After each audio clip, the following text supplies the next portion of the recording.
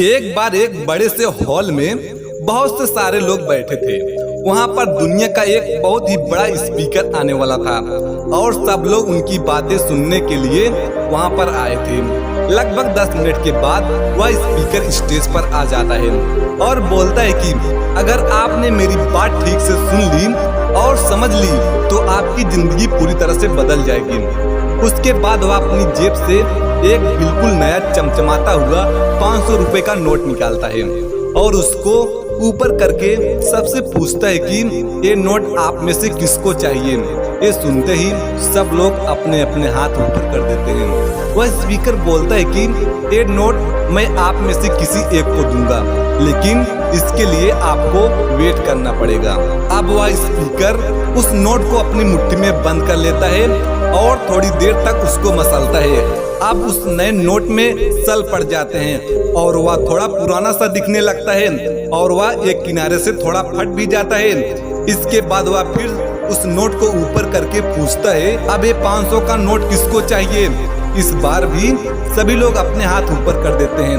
तब स्पीकर ने नोट को जमीन पर गिरा दिया। उस नोट पर 3-4 बार पैर रख दिया। इससे नोट और भी पुराना हो गया और उस पर थोड़ी मिट्टी भी लग गई थी। फिर उन्होंने उस नोट को ऊपर किया और पूछा कि आप बताओ इस नोट को आप में से कौन चाहता है। और इस बार भी सब के सब अपने हाथ ऊपर कर दिए। स्पीकर अब नोट को फिर से नीचे जमीन पर गिरा देता है और उसके ऊपर कूद कर उसको दोनों पैरों से रगड़ देता है और उसके ऊपर चाय भी गिरा देता है। अब नोट इतना गंदा हो जाता है कि उसको पहचानना भी मुश्किल होता है। कोई भी उस नोट को देखता तो यही बोलता कि अब ये सिर्फ एक गंदा कागज का टुकड़ा है, अब यह बेकार है, इस दुनिया में इसकी कोई भी वैल्यू नहीं है। स्पीकर ने एक बार फिर उस नोट को उठाया और ऊपर करके सबसे पूछा अब इस नोट को कौन लेना चाहता है। और इस बार भी सब के सब अपने हाथ ऊपर कर दिए।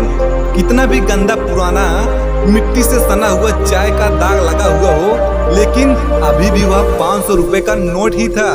जिंदगी कई बड़े बड़े झटके देती है।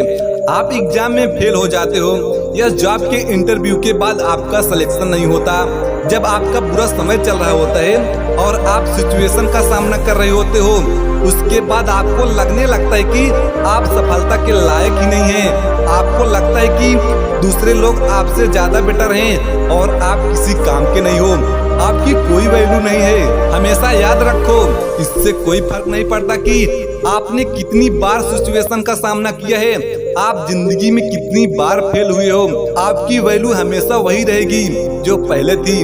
आपके पास कुछ खास है जो दूसरों के पास नहीं है और ये कोई आपसे छीन नहीं सकता।